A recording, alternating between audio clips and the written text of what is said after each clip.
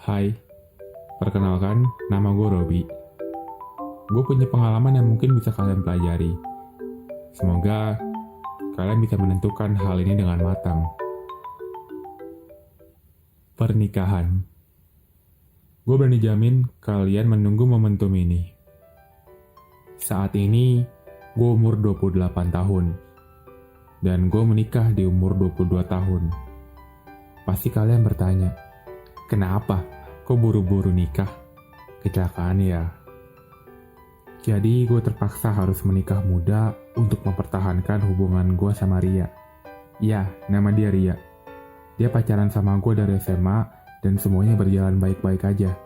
Sampai akhirnya dia dijodohin sama orang tuanya karena kondisi keluarga yang sedang kesulitan ekonomi.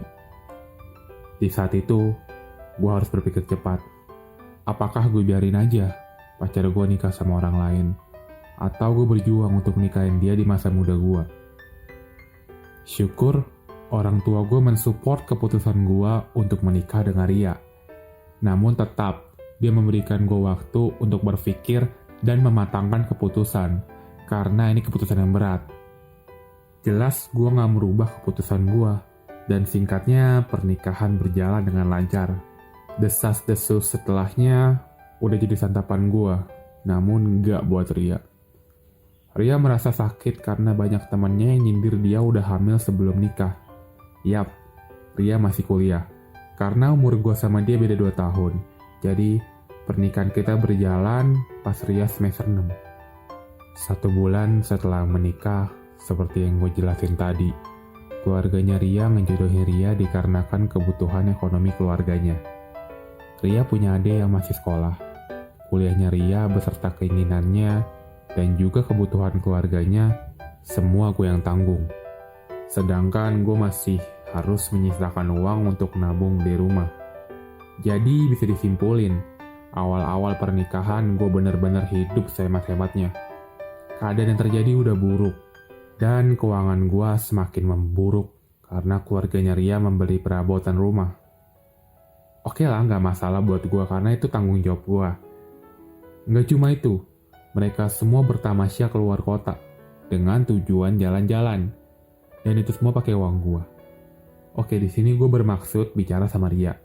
Tujuannya untuk memperbaiki keadaan keuangan kami, dengan menjelaskan kalau yang dilakukan keluarganya itu salah. Gue juga mau jelasin, ada kala baiknya mengundur untuk berfoya-foya sementara, karena keuangan kita tuh nggak mendukung sama sekali. Kalau begini terus, tabungan pribadi gue bisa kebongkar. Tapi respon dia sebaliknya. Dia menyalahkan gue seakan-akan gue menghina keluarganya karena udah pakai uang gue. Dia juga nangis karena perkataan gue udah mencoreng keluarga dia. Padahal pernyataan gue bermaksud memperbaiki tindakan yang salah.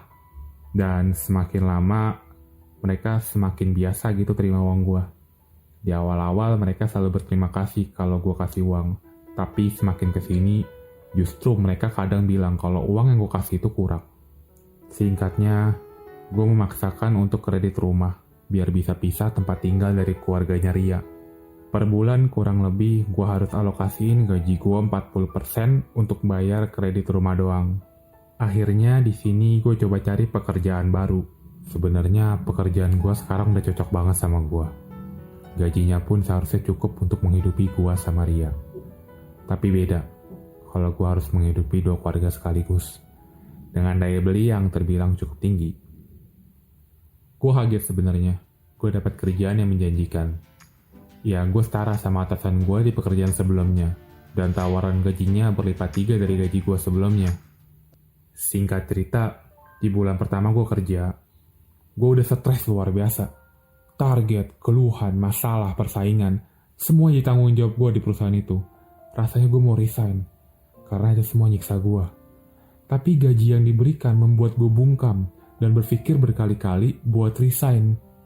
Balik lagi, ini semua karena tanggung jawab gue sebagai kepala keluarga. Gue bener-bener gak suka kerja gue yang sekarang. Pikir gue, ini baru 1 bulan. Gimana 1 tahun? Gimana 10 tahun gue kerja? Dan gak lama gue dikaruniai seorang anak. Lelah 9 bulan kita lalui. Mau marah tapi gak bisa. Di saat ngandung ngidam Ria itu aneh-aneh. Dan kalau nggak gue kabulin, dia bakal ancam gue punya anak ileran. Siapa coba yang nggak takut? Masalahnya, yang dia pengen tuh nggak masuk akal. Jam 6 pagi nyari es krim rasa duren. Di mana coba nyarinya? Jam 6 pagi.